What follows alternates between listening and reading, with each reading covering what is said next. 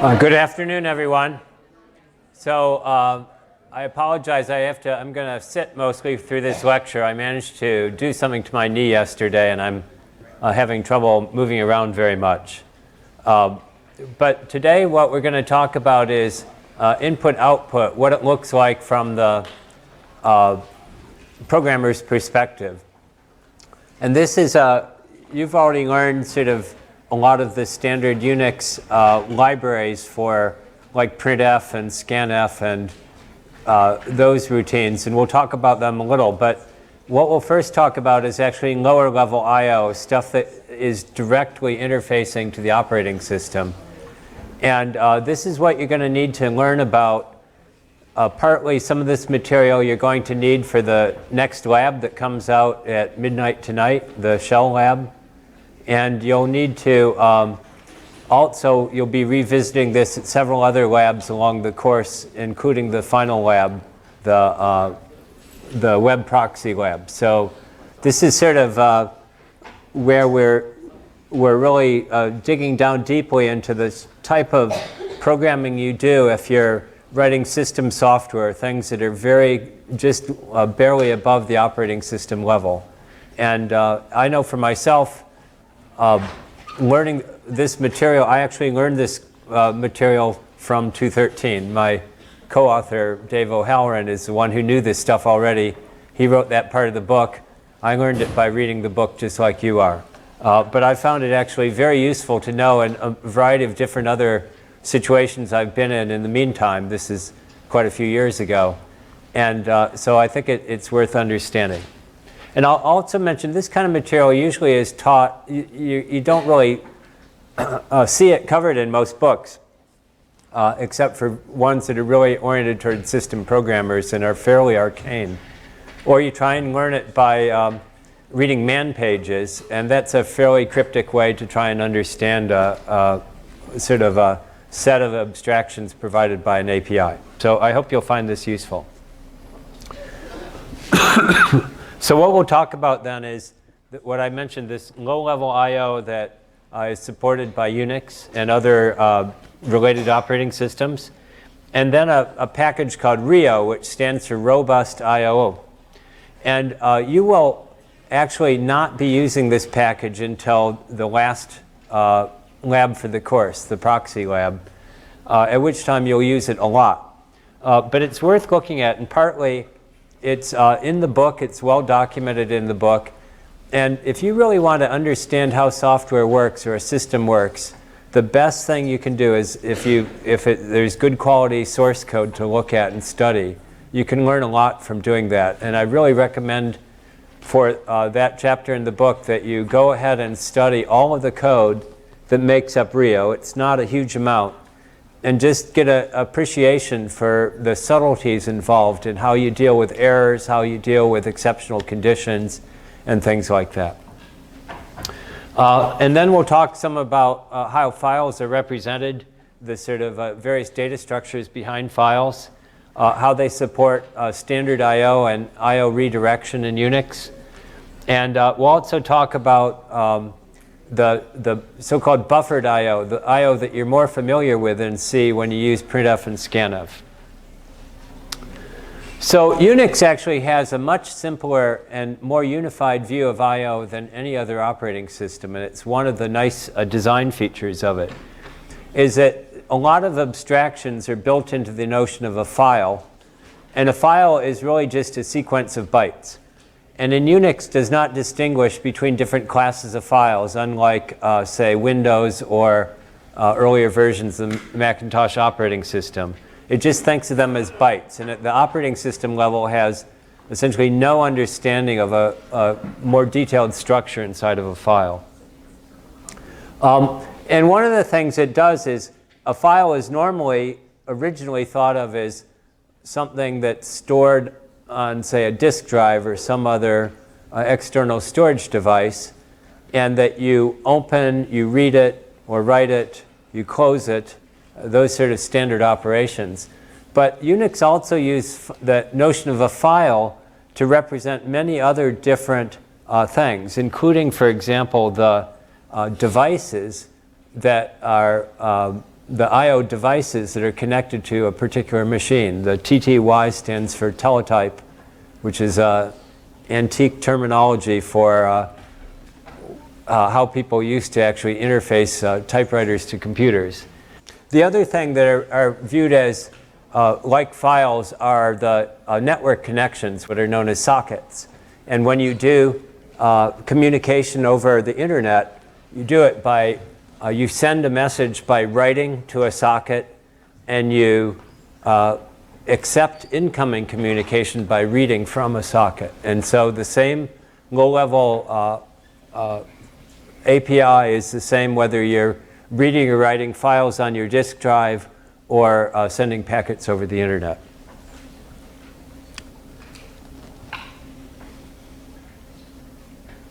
So the core operations then associated with files, of course, are opening and closing them and reading and writing them. The other sort of attribute that's associated with most but not all files is what's called the file position. So if you imagine when you're reading from a file, you don't want to always start at the beginning every time you do a read. You read some data and then you read some more data. And so that's tracked by a file position, which is just a counter that says how many bytes have been read from this file so far, so that I know where to go. And you can actually even alter that value with a various classes operation called seeking, which is just a way of changing the file pointer, position pointer.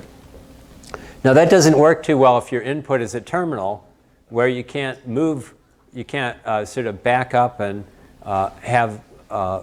recover data that was presented to it earlier, or jump ahead and start accepting data that hasn't been typed yet.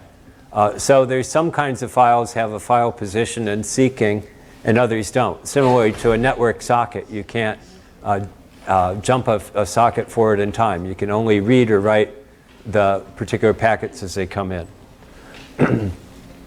But in general, think of it then as the file position as part of the data associated with an open file that tells me how far along in this file have I read or written.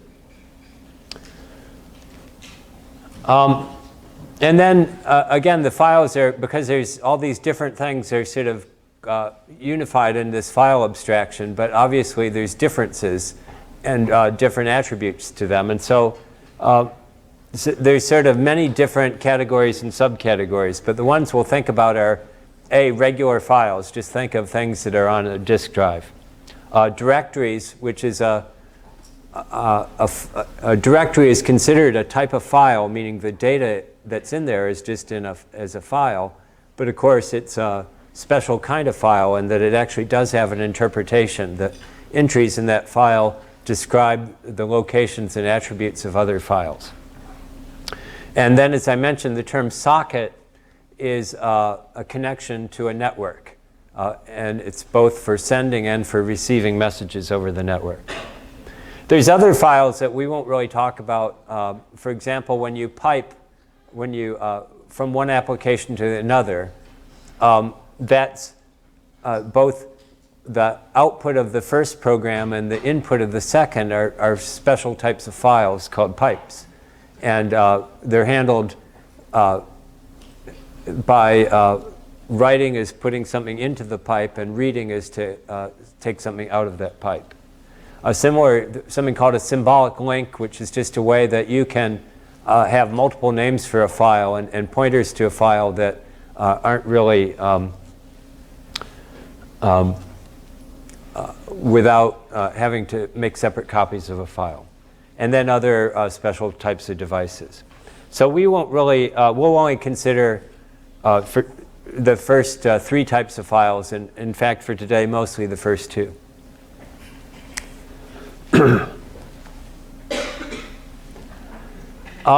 So the idea of a file then is it just contains arbitrary data, and the operating system really, for a regular file, doesn't try to get into the details of what's inside that file.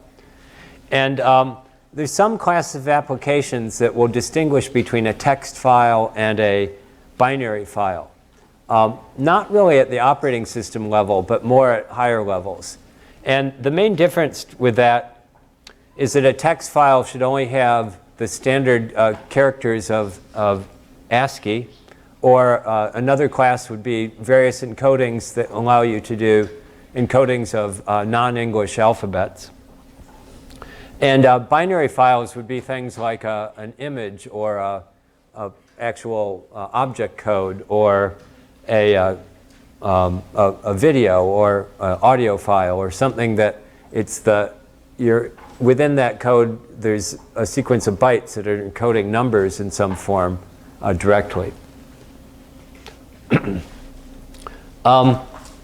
then the main thing about a text file is that there's certain functions that distinguish a new line character, meaning the end of a line of text.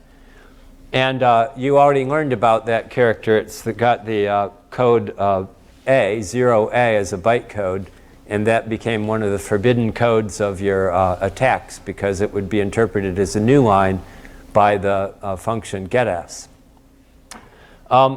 Just to mention that, and this is one place when you're transferring files between, say, a Windows machine and a Linux or a Mac, one of the things, if it's a text file that has to be changed, is the two classes of systems have different ways of encoding when is the end of a line.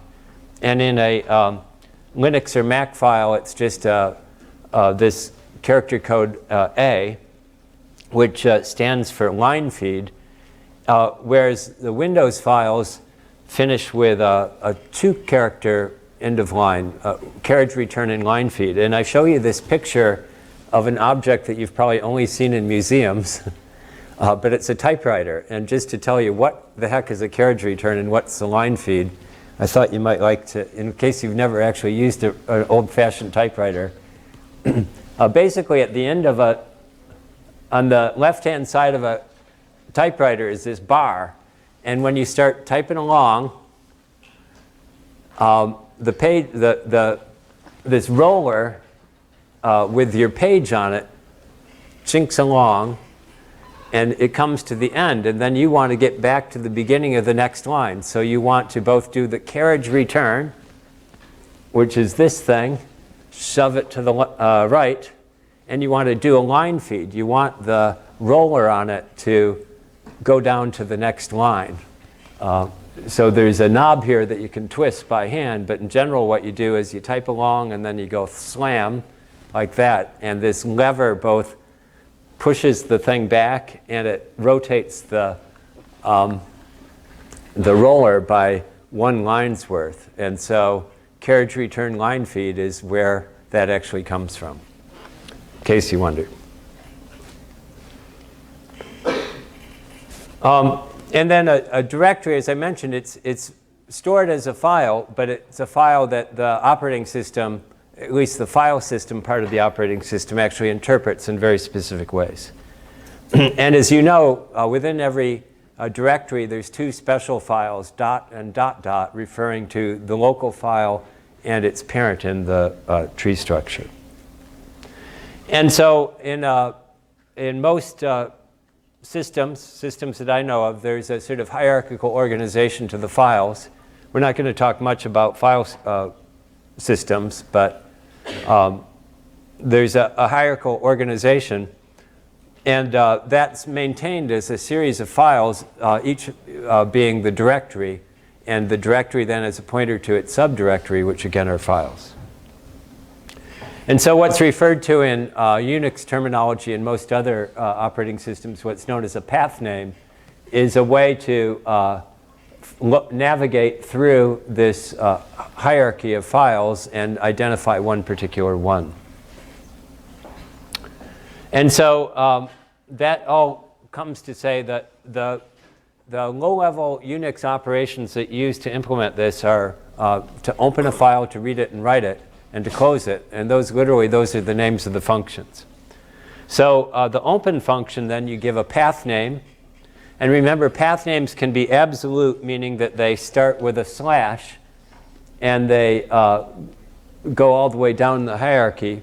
They can be relative to a particular, whatever your current directory is, and they can also be relative to a user if you use the tilde slash or tilde, then that's sort of a shortcut in this path name to get to particular users.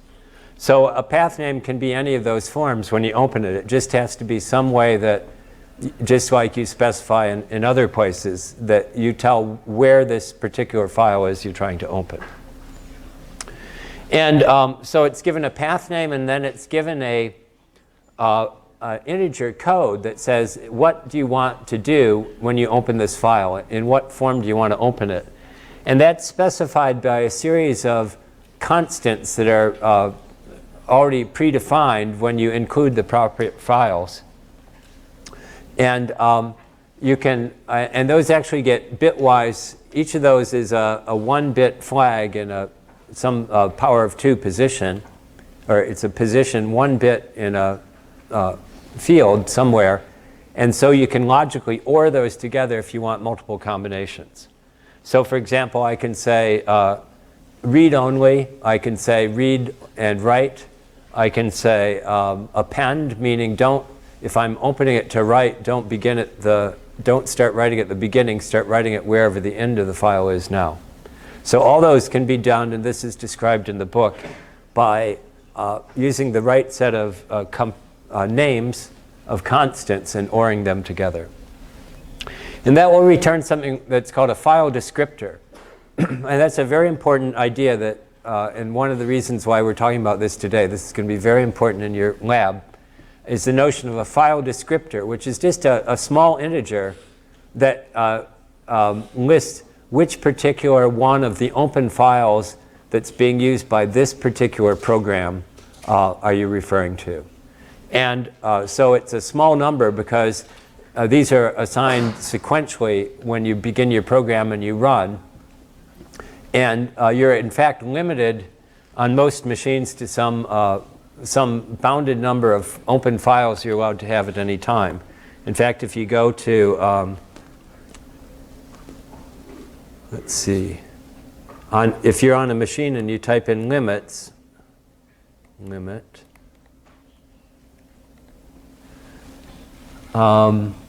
you'll see there that entry called descriptors, 1024. It says that you can't have more than 1,024 files open at any given time. And in fact, if you've got 1,024 files open, it's a chance you're doing something really seriously wrong, meaning that you haven't been closing the files you should be closing.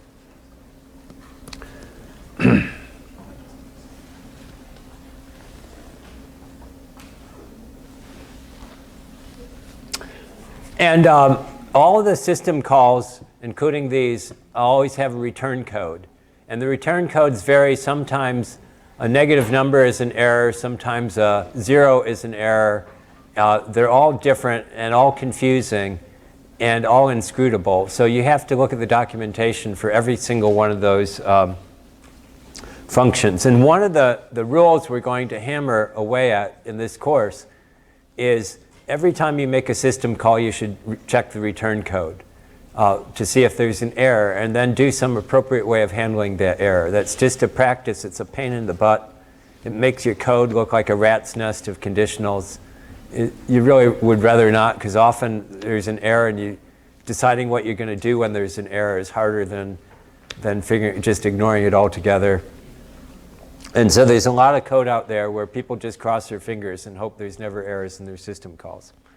But we're going to really push on you hard to say every time you make a system call, check the return code and do something if it's not right.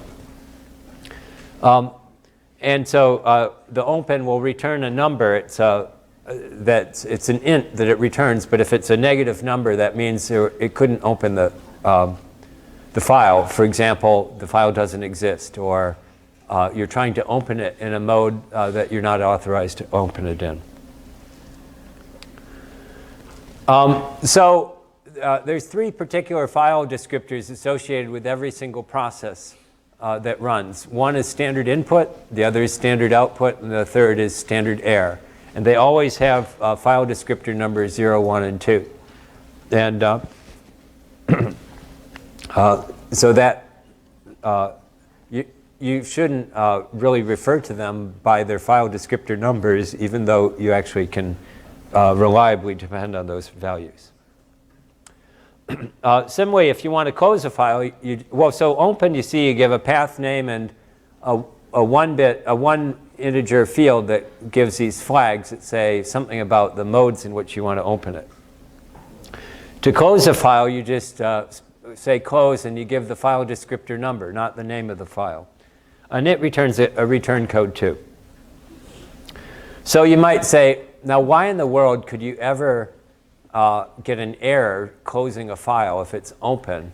And the answer is that actually can happen. In particular, we'll see when we have multi-threaded programs where it's possible to have essentially two programs running at the same time, sharing their data structures and interacting with each other, sharing their memory. It's a very important kind of programming, and one that you can really make bad, horrible mistakes in. And one of the bad, horrible mistakes is if you try to close a file that's already been closed, it'll be an error. And that can happen if there's two different parts of your program running, and each of them tries to close the file. So in the book and in this code, you'll see we introduced some error handling routines, one of which is called p-error. And all it does is print some whatever message you want to print, and then it exits the program. Or no, I guess it doesn't. I'll mention in a little while. It just prints an error message. But the point is, even something as mundane as closing a file, you should be checking the return code. OK, so this is the function that reads at this low level is called read. And it's given a file descriptor. You provided a pointer to a buffer that you've had to allocate either statically or via malloc. And you also specify how long that buffer is so that it can't overflow that buffer. And read just means read as many bytes as you feel like, but no more than the number I tell you to, which sounds like a weird statement. What do you mean, what you feel like? Well, it has to read at least 1 byte. So if, for example, it's a standard input, it will hang there and wait until, actually with standard input, it will wait until you've typed in a string and hit the return. And it will then read at least some fraction of that into the program.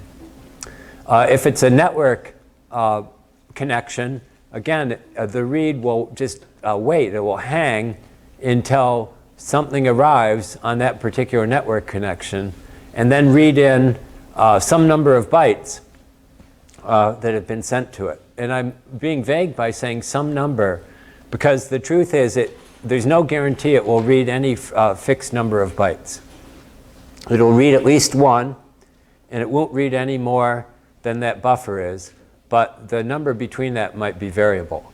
And so when it reads less than the maximum number of bytes you specify, that's called a short read. And that can and does happen, and you have to write your code expecting it. And we'll talk about that a little bit.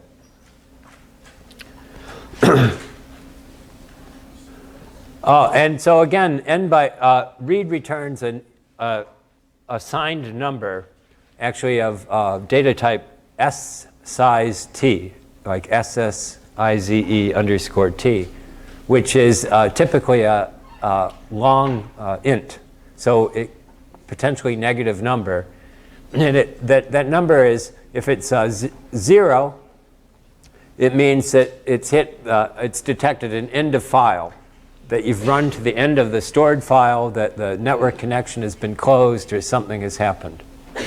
If it's positive, then that's the number of bytes that were read. And if it's negative, it's an error code.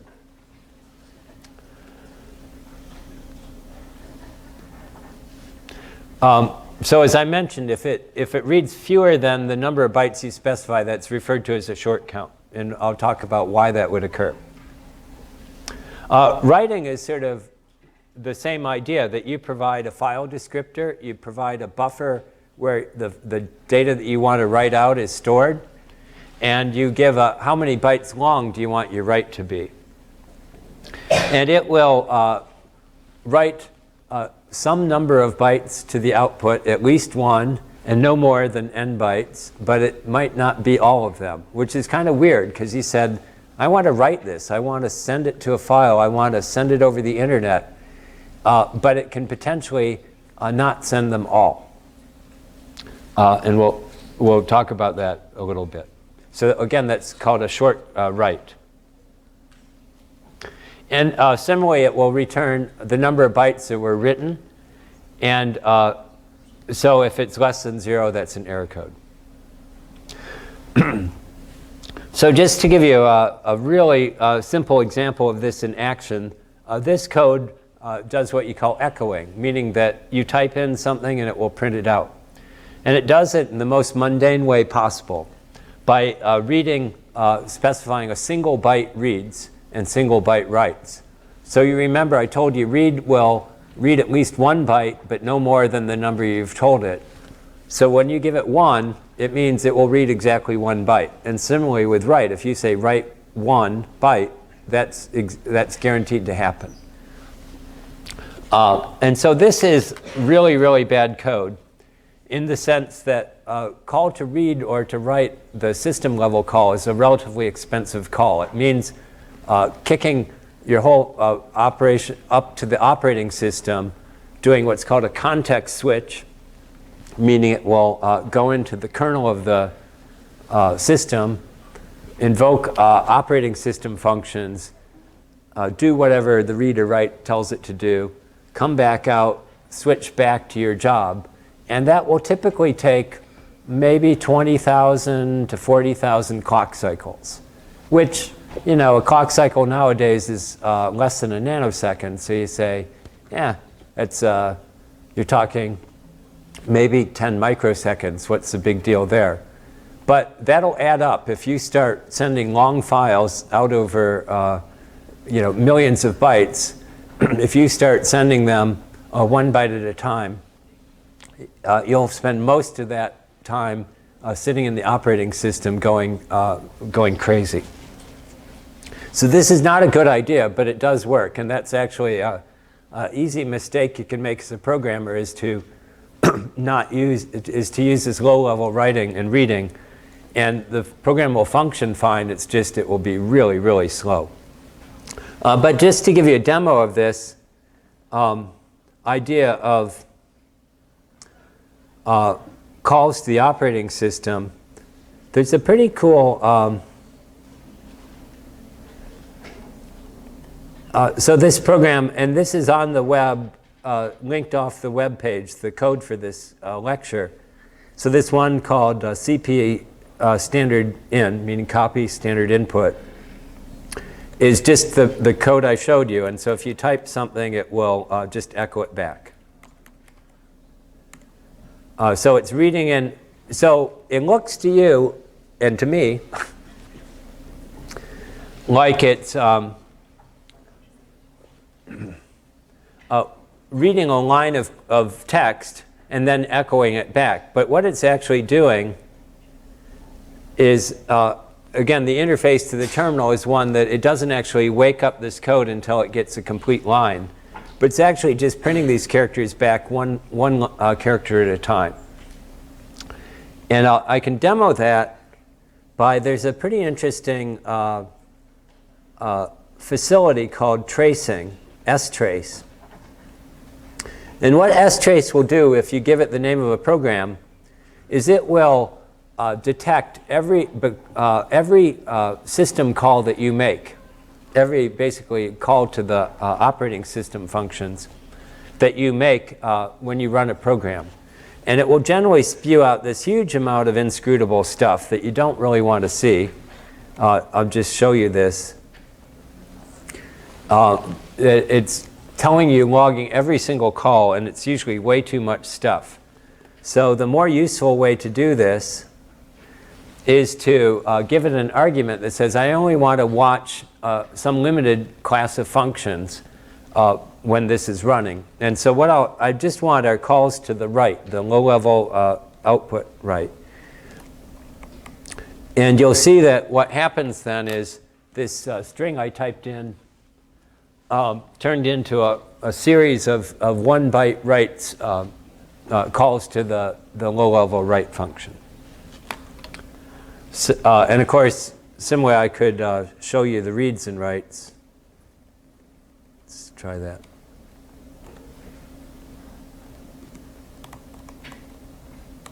And it's all confused because I'm meshing. This comes out on standard error, but on the terminal, it's sort of interleaving standard error and standard out, so it's kind of messy to look at. But again, you can see that it's taking my characters, and it's reading 1 and writing 1 in this loop.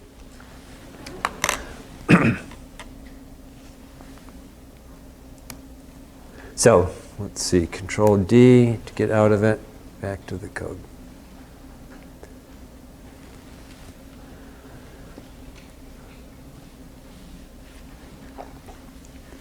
So what's this short count business? Why would that occur?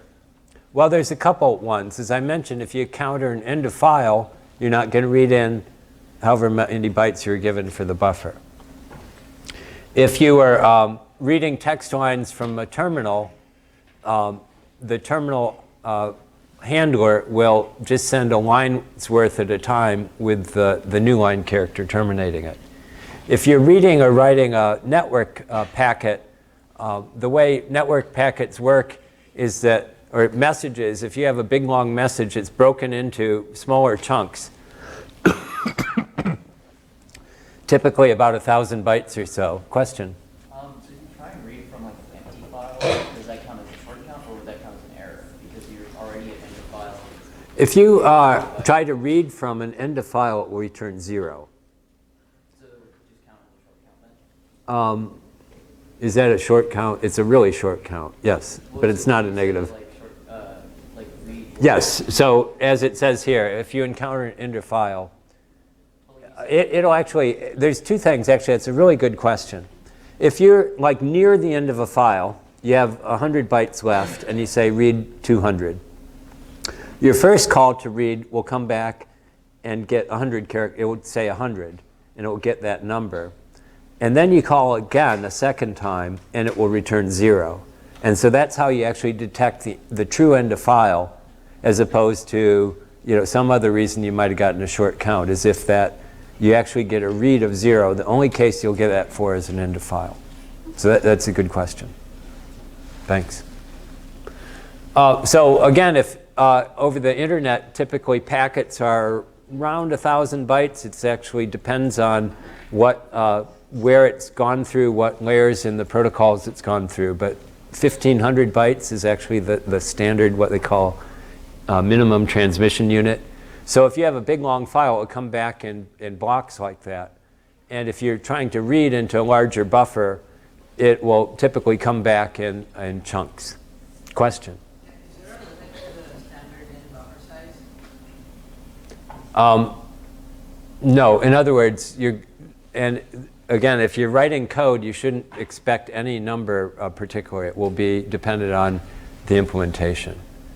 So in the echo function, a person just wrote a really long string. Does that cause like a buffer overflow? No, because I'm only reading or writing one character at a time, right? So I guess you're asking, what if I spent a week typing characters in a really long string and hit return?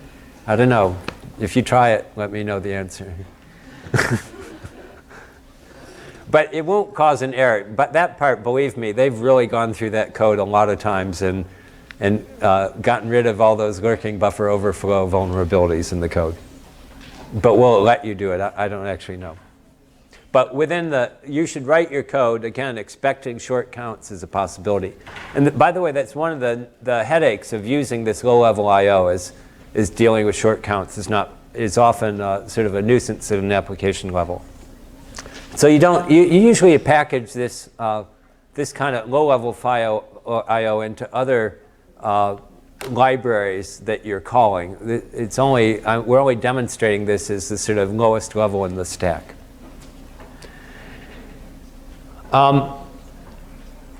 And writing also can give you a short count. For example, if you're sending packets over a network, it will only send as many as that packet can hold, and then return back to you. And you have to keep pumping them out to send the different packets. And so usually when you write code that uses this low-level I/O, you have to anticipate these short counts. So Professor O'Halloran wrote a package called Rio. And you'll, for now, we'll just talk about what this package is. This is a package that you're really going to want to use for the final lab for the course. And so for right now, it's more of a high level. Here's an example of code that uses low-level I/O and packages up in a way that makes it a little bit more palatable. So Rio provides actually a number of different, two different, well, actually two different levels of interface to the file, this file I/O. The lowest one is basically just a fairly small wrapper around the existing the I/O, the reads and writes you saw, that will handle the short count issue. And so when you say with Rio, if you make a call to the readN function and you say some number of bytes, then that function will not return until it's read that number of bytes. So better be careful that that many bytes are there if it's a network socket or a file. Well, because it will flag an error message if it's, well, it will actually hang up if it's a network connection waiting to read the bytes, or return an error if it hits an end of file when it's not expected. And similarly with writeN, is sort of a wrapper around the write function that will deal with, just loop until the short counts are taken care of.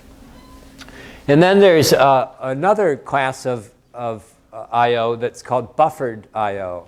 And this is what you really want to use in practice, and what you mostly use with the standard Unix I/O functions, is that you want to, within the user code, build up a little buffer of bytes that have either been read in but not yet consumed by the application program, or you accumulate some number of bytes in your program before it's actually shoved out into the file or out onto the network.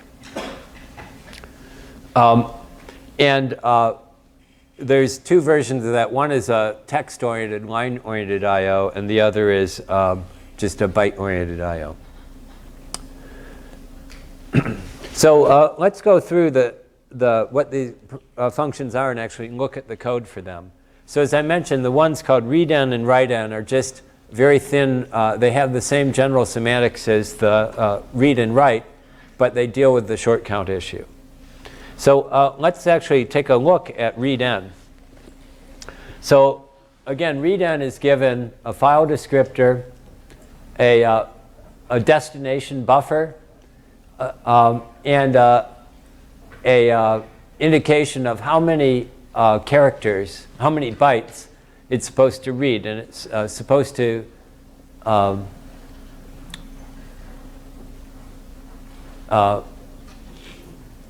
it's supposed to return, I guess it will return either a negative number if there's an error, 0 if it's at an end of file, or the number of bytes read. So I guess I was a little bit, I should have been more careful. If it hits an end of file partway through, it will return a short count. But that's the only case. It won't return a short count if it could have read more bytes. So the main loop here you see is it keeps calling read over and over again until it's happy. One way it can be happy is if it's read as many bytes as it was supposed to read in the first place. The other is that if it hits an error code, and you'll notice that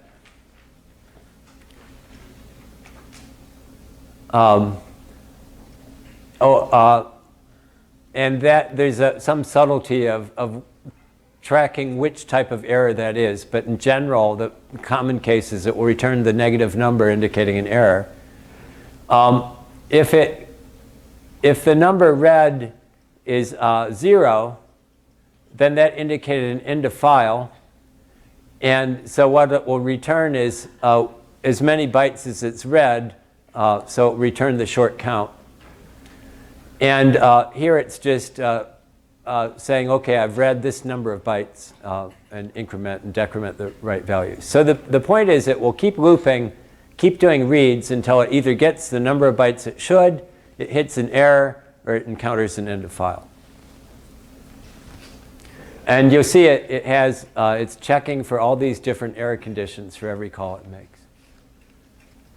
So this code, by the way, is sort of typical that it looks a little messy when you first look at it, but if you sort of study it, it all makes sense.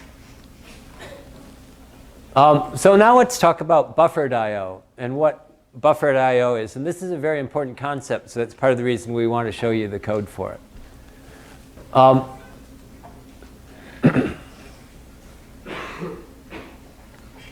So the idea of buffered I/O is that there's a buffer, meaning just an array of characters, array of bytes, that are allocated and associated with this particular file. And the program, if it's on a read, what it will do is it will fill up this buffer. It will give a read with a much larger number, with a large number, basically the size of the actual, how much memory you've allocated for this buffer. And the system will fill that up with up to that number of characters. And then when the user program wants to now look at this, get some bytes, it'll first check, do I already have some in the buffer that haven't been read yet? And if so, I'll just return those. And if not, then I'll refill the buffer. So the idea of it is, instead of every time going to the operating system and asking for one character or a small number of characters, the call to the operating system says, give me pretty much as many characters as you've got, up to some limit. And then I'll just go away and let the application program sort of pull these out a couple bytes at a time. But I won't bug the operating system to do it, I being the Rio function. And the way it does it is by just keeping a pointer of, that indicates what part of the bytes that I've already brought in from the operating system call, but haven't been supplied yet to the application program. And so in the sort of larger picture of things, if you imagine you're walking through a file, at any given point in time, this buffer will represent some range in that file, where the green is the stuff that's already been read by the application program. The pink is the stuff that's been read from the operating system out of the file, but not yet read by the application program. And the way this is implemented, once you think about it, it's not too hard to do, is that associated with every file connection then is a file descriptor, a count that tells you how many bytes there are that have not been read yet, a pointer to where this changeover is, and then the actual storage of the buffer itself, the characters allocated, the bytes allocated to the buffer itself. And so here's an example then of using Rio to do this echo, that you first read a line, and reading a line means it will look for and stop at a line feed character, and writing it back out. And again, if you do the demo,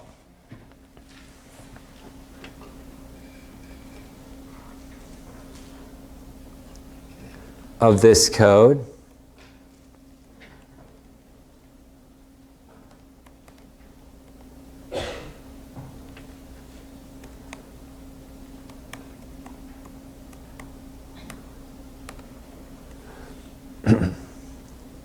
it's a little, again, let me just trace writes because it's a little hard to see. The reads are hard to figure out with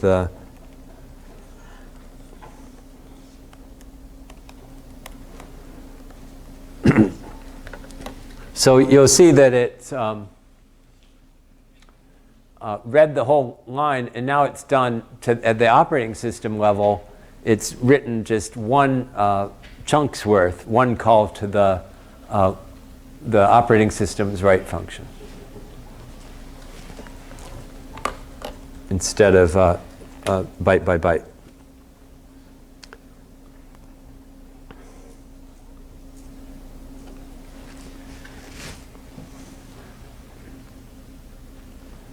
Okay, so again, I'm not going to go through all the code, but it's actually worth your while to do this. And by the way, I've actually done some applications where I took the Rio code, I wanted to add some features to it, but it's a very useful starting point to be able to build your own customized routines. Okay, so let's talk about some other parts of files. One is that associated with a file is what they call metadata. So the data are the actual contents of the file, the actual bytes inside of that file. But there's a whole bunch of other stuff that's associated with the file. Information about what type of file it is, what protection, read, write, execute protections it has, some information about the ownership of that file, what type it is, and also the times associated with it. When was it created? When was it last accessed? And when was it last modified? So that's known as metadata, and every file has that kind of information associated with it. And you can actually, and it's in a data structure called a stat data structure. And you can, if you want to write code that then sort of probes the directory structure of a file system, you can make a call to the stat function, and it's given the path name of the file you want to stat, and then a pointer to one of these stat data structures, and then that data structure will get filled in by the information for this particular file. And then you can test various attributes about that file and see, basically get the information that's stored here. And there's all these nasty compile time constants that you use, or macros that you use to look at and examine these metadata.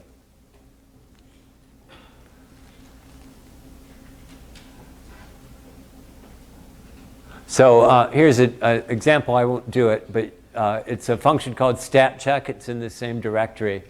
And so if you check some file, it will typically say, well, it's a regular file, and yes, you're allowed to read it. But now if I call chmod to set all the protections to 0, it'll say, no, you can't read it now. And so, again, that's just making use of this data here. So now, this is the part that gets a lot more tricky, is how are all this information about files actually represented by the programs? Question? Sorry, could you explain what stat does again? Yes. Stat just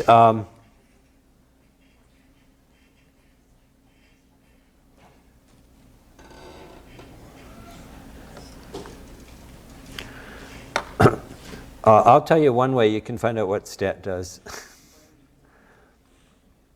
If you say man to stat, you'll get more than you want to know. So in general, if you say man stat,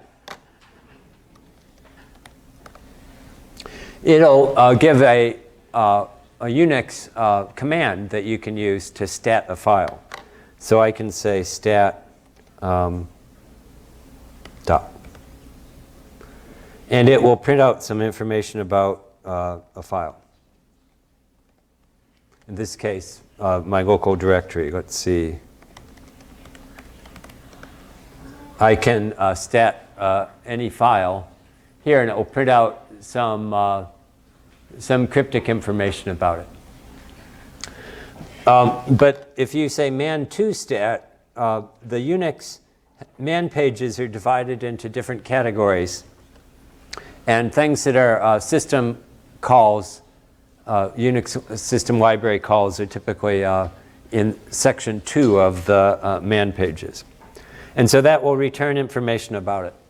But the main point of it is stat is then a function that you call where you give it a path name and a pointer to a buffer that you want it, and it will then fill in the contents of the buffer with the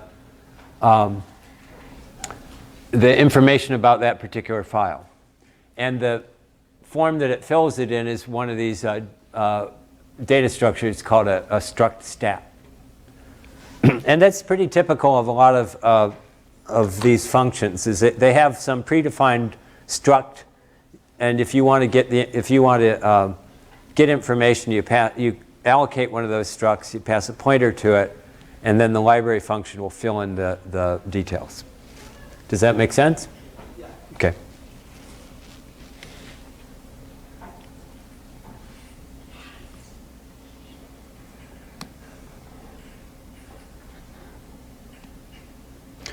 Okay, so now let's look at some of the internal data structures that the operating system maintains regarding the files associated with a program.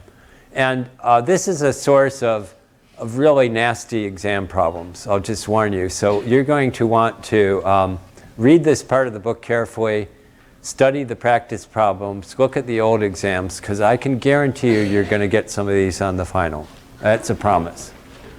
And they can be infinitely obscure, so we can torture you with these. So the main point is that associated with any executing process, which you can think of a process as a running program, is a something called the descriptor table. And what that contains is for every open file that you have, it has a pointer to a data structure called an entry in a table that's maintained by the operating system globally, which describes each of the open files. Actually, every time a file is opened, that allocates a record in this open file table.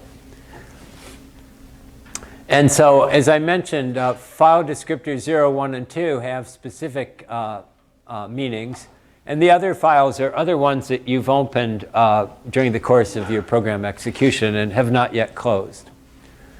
So that's so each of these then is a reference to a particular open file, and it gives information about that file, and it also gives the position in the file that's currently, as I told you, every time you open a file, for a regular file at least, there's an associated position of where in the file was your last read or write, or where would you be your next read or write.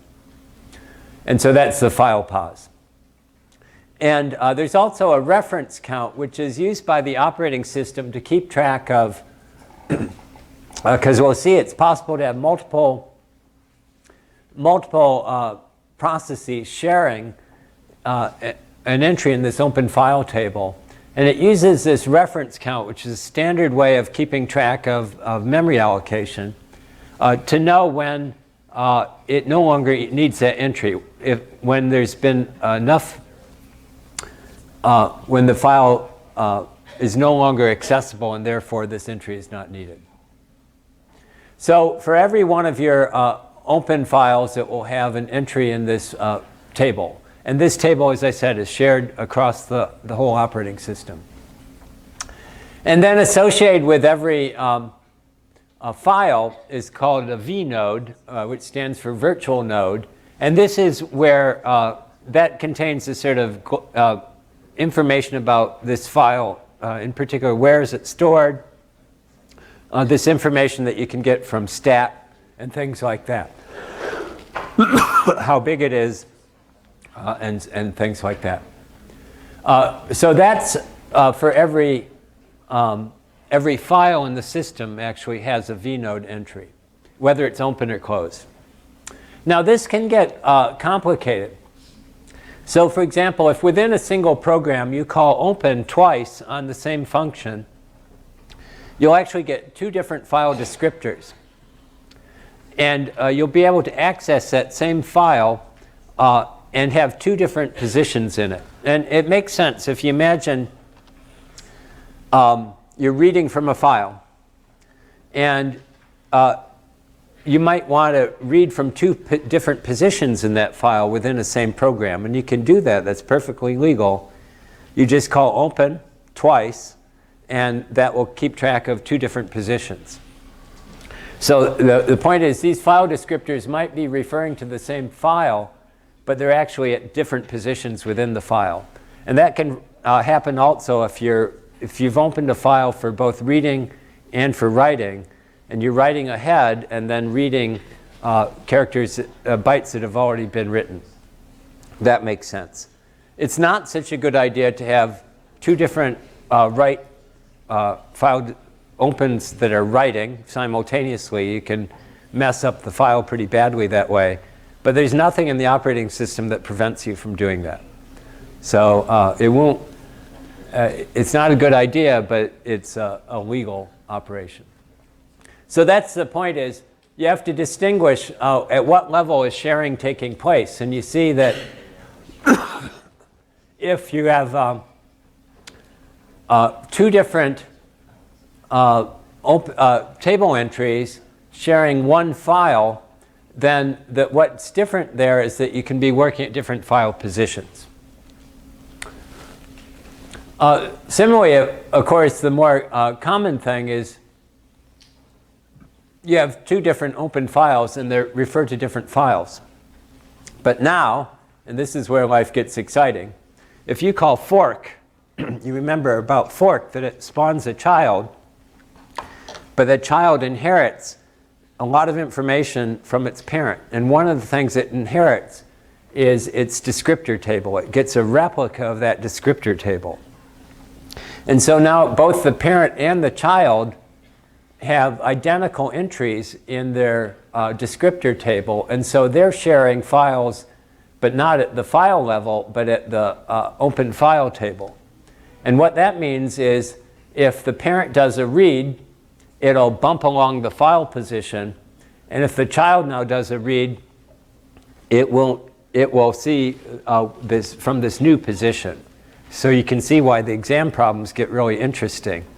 That we'll keep track of all these different possibilities, and they'll do different things.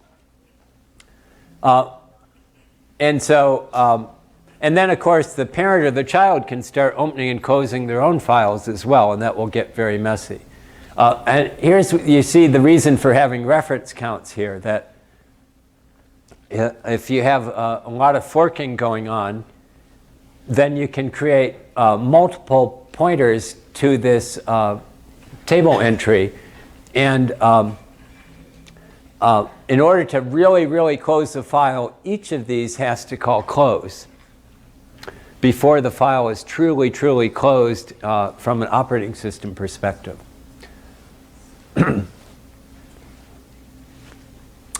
So there's other fun things that make life interesting too, and contribute to the exam problem possibilities.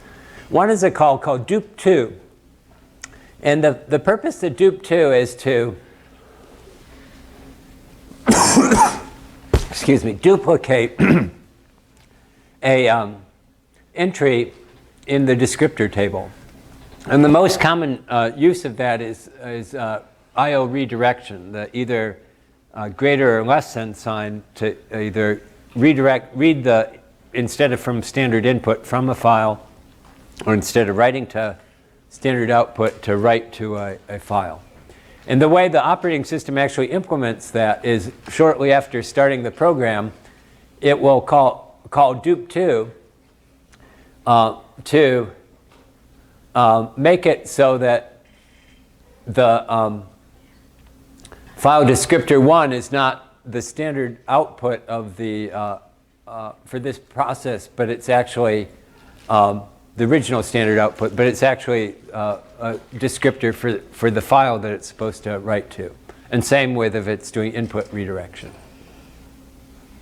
And, but you can call dupe2 yourself and do these kind of things, and there's actually good reasons for doing so.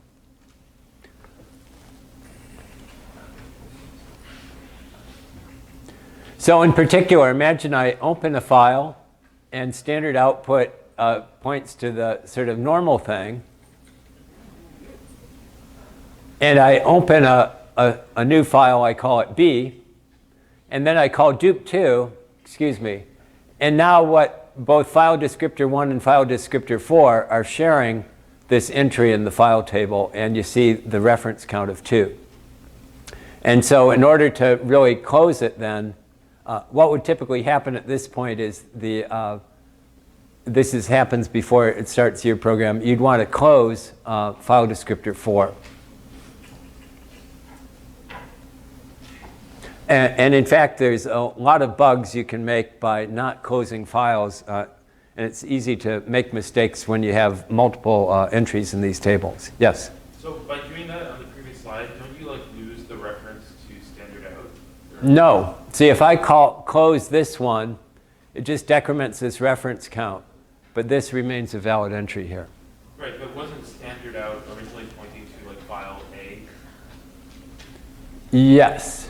So But dupe2 will decrement the reference count of the original. So dupe2 goes backwards from where you'd think it should. So dupe2 is the, I want what I referred to, for example, file descriptor, I want file descriptor 4 to become what I can use to and refer to with file descriptor 1 here. It will actually decrement the reference count of this before it then does the copy. Otherwise, it would create like an orphan in this table, right?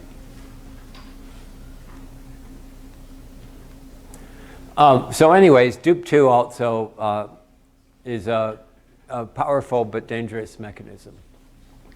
So now finally, let me just mention the much more common I/O that application programs use is what's known as the standard I/O, and that's what's documented in KNR, and it's actually part of the C standard, all these different functions. And so the main feature it adds is sort of like what you saw with the Rio package. It adds buffering.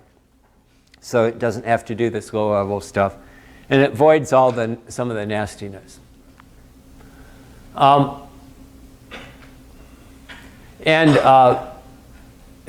The way it works is what we've already seen. It uses buffering to do the I/O.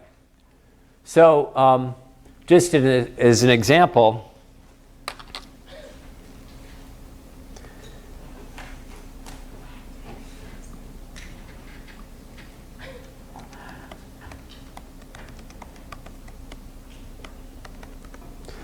here's some code that calls printf one character at a time to print the word hello. But if I run that and I strace it,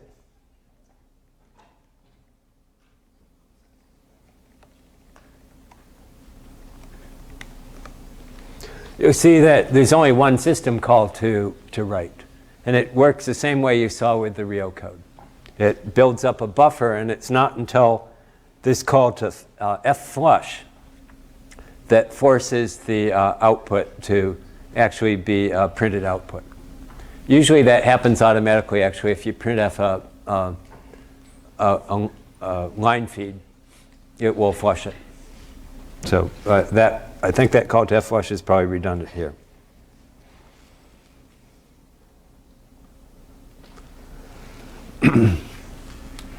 So, and so that's the benefit. So buffered I/O is much more efficient because because of the buffering.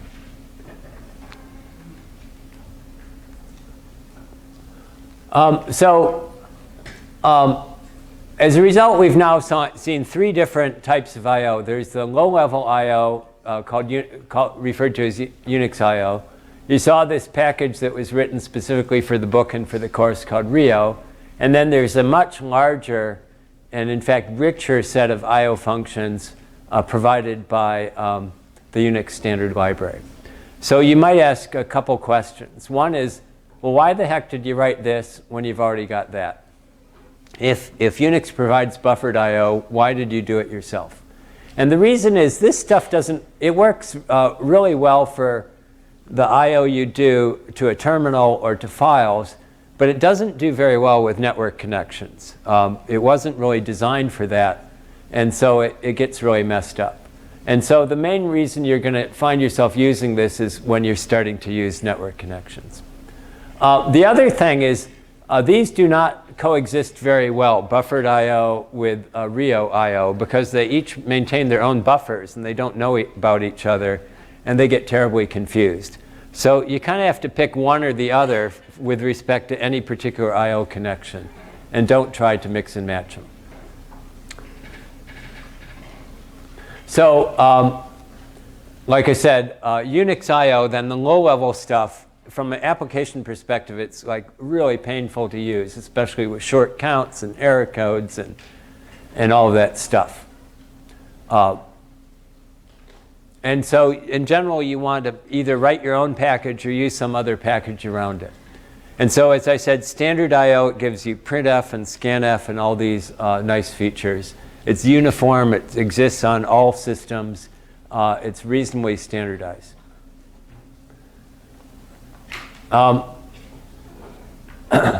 So in general, then, use the standard I/O for most of your day-to-day uses of files. Use raw I/O for low-level stuff, like when you have to. And partly, it turns out, signals are not, you shouldn't use standard I/O when you're writing signal handlers. And then the Rio you're going to find useful for, in particular, for doing networking. One other thing that you should, one bug that students do over and over again in this course is they try to do line-oriented I/O on things that aren't lines. So like a JPEG image or something like that. And the reason that's important is that these functions treat the end-of-line character, 0A, as a very special character. They'll stop reading or something like that. Or if it's going between Windows and Unix, it will actually change one from carriage return from line feed to carriage return line feed. Similarly, functions like strlen and strcopy will stop when they hit a null byte. And that's not what you want to do when these are network packets you're trying to send out. So be careful. Some of the functions you've used a lot and you're very familiar with may be completely inappropriate for things where you're doing binary data or you're communicating over networks and things like that. So be sure you understand what you're doing when you start to use these kind of functions. So those of you who really want to know this stuff, there's a fellow named Richard Stevens who unfortunately died quite a while ago. But his books live on, and there's various people have signed up to become co-authors with him in his absence, and creating new editions of these books that used to date back way far. So, and if you really want to know how this stuff works, you want to be the ace programmer, these books are the best you can get. But I'll also warn you, your bookshelf will become very heavy laden because there's the volumes 1, 2, and 3, and then there's networking books, and Stevens is like a encyclopedic reference, but they're excellent books. If you really want to understand something, read Stevens. And there's another book that is just specific to Linux that's fairly nice and somewhat, it's very detailed, but since it's only trying to deal with Linux, it's a little bit less weird than trying to read Stevens, because Stevens will say, in this version of Unix it works this way, in this version it works that way, and blah, blah, blah, and it's all different, and it will drive you crazy. But Stevens is still, it's an outstanding set of books. Okay, so this is an example, and I'm not going to go through it, but these are the kind of things that we use to torture students, that you open some file descriptors, and you do some dupes, and you do some forks, and so you end up with a real spaghetti for all the pointers and what's shared and what's not shared, and then you ask, what will this print? And of course, you'll have to trace through in great detail what's really going on. So those are in the book, and I recommend you work on some of those. Okay, that'll do us for today then.